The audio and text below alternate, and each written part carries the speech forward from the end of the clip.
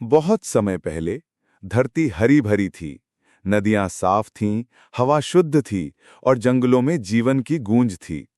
इंसान प्रकृति के साथ संतुलन में जीता था। पर जैसे जैसे समय बदला, इंसानों ने तेजी से विकास करना शुरू किया। ऊंची ऊंची इमारतें, बड़ी बड़ी फैक्ट्रियां और मशीनों का शोर, सब कुछ धरती पर हावी होने लगा। धीरे धीरे जंगल कटने लगे, नदियां गंदी होने लगीं, हवा जहरीली होने लगी और धरती बीमार पड़ गई। धरती ने मानो इंसानों से कहा, तुम मुझसे लेते जा रहे हो, लेकिन लौटाते कुछ नहीं। अगर यही चलता रहा तो एक दिन मैं तुम्हें जीने नहीं दूंगी। फिर आया सतत विकास, यानी सस्टेनेबल डेवलपमेंट का विचार। ये विचार कहता है कि ऐसा विकास करो जिससे हमारी जरूरतें पूरी हों, लेकिन आने वाली पीढ़ियों के लिए संसाधन भी बचें। अगर हमें बिजली चाहिए तो कोयले के बजाय सौर ऊर्जा और पवन ऊर्जा अपनाओ।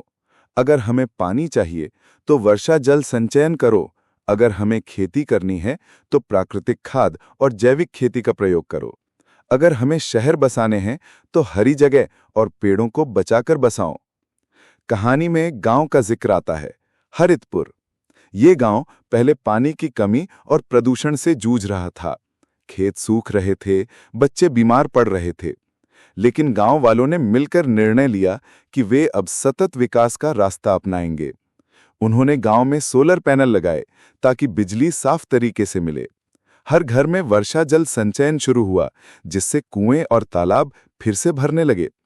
कचरे को 3 हिस्सों में बांटा गया, गीला, सूखा और रिसाइक्लेबल। बच्चों को स्कूल में पेड़ लगाने की शपथ दिलाई गई। धीरे धीरे गांव बदलने लगा। जहां पहले सूखा और अंधेरा था, वहां अब हरियाली और रोशनी थी। लोग खुश थे क्योंकि उन्होंने जाना, असली विकास वही है जिसमें इंसान और प्रकृति साथ साथ चलते हैं। अंत में धरती मुस्कुराते हुए कहती है, अगर तुम मेरा ख्याल रखोगे तो मैं हमेशा तुम्हें जीवन देती रहूंगी।